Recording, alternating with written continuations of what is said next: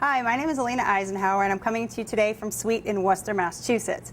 Today I'm going to be making for you my bread pudding, which starts off as a basic bread pudding recipe, but then we're going to add a little twist to it when we go to serve it and plate it in the end. The first thing you're going to do is you want to get a good hearty white bread.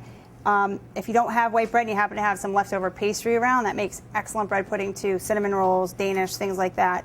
You're just going to either cut it or tear it into about 1-inch size chunks, enough to fill a 9 by 13 inch pan. The next step is we're going to make our custard, which will get poured over the bread and then baked. We start with our sugar. To that, we're going to add eggs. I had 12 ounces of sugar, and I'm adding 9 eggs to that. And you're just going to whisk it together until it's smooth. Break all the yolks. Get that all kind of nice and smooth and even. It's a lot easier to break up your eggs and get them whisked in before you add the milk. Next, we're going to add our milk. And again, mix that all together. It's a pretty basic custard.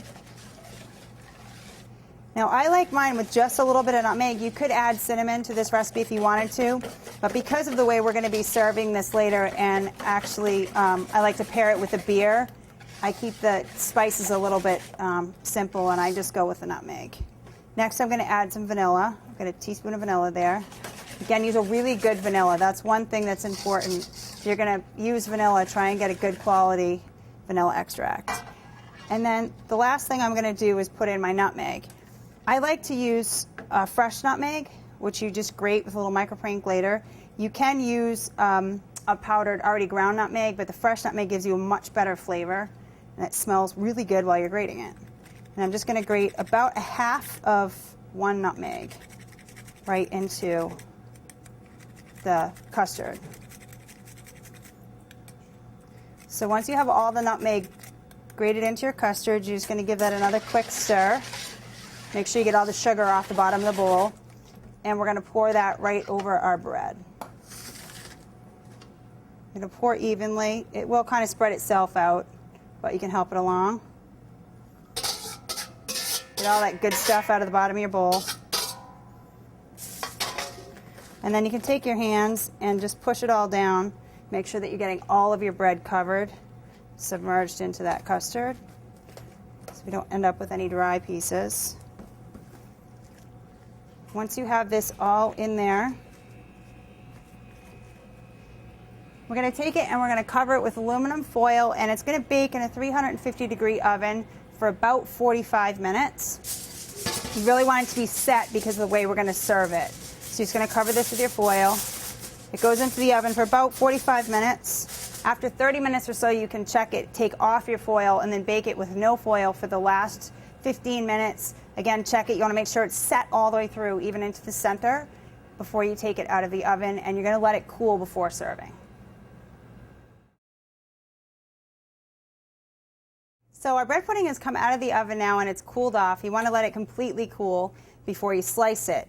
And I sliced it into pieces approximately 1 inch by about 2.5, 3 inches. I'm going to take the bread pudding and we're going to put it into our saute pan here with a little bit of melted butter. And I like to do 3 pieces to a serving. That's a good generous serving.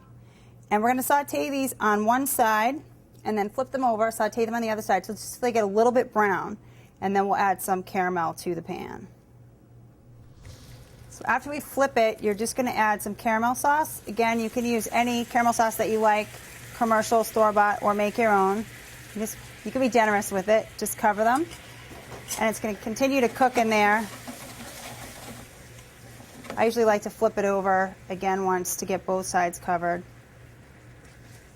It's all nice and warm and coated in your caramel. And then the last thing we have to do is put this on a plate. So I'm going to take my plate here, and I usually put a little bit more caramel down on the plate because you can never have too much caramel. And then we're going to put the bread pudding right into the center of the plate. And we got one more. If there's leftover caramel in your frying pan, you can just kind of put that over the top of your bread pudding. So the last thing to do to plate this is we're going to add some lightly sweetened fresh whipped cream. Has a little bit of vanilla and sugar in it. That's it. And we're just going to take a generous scoop of that and put it right on top. And there you have caramel bread pudding with fresh whipped cream.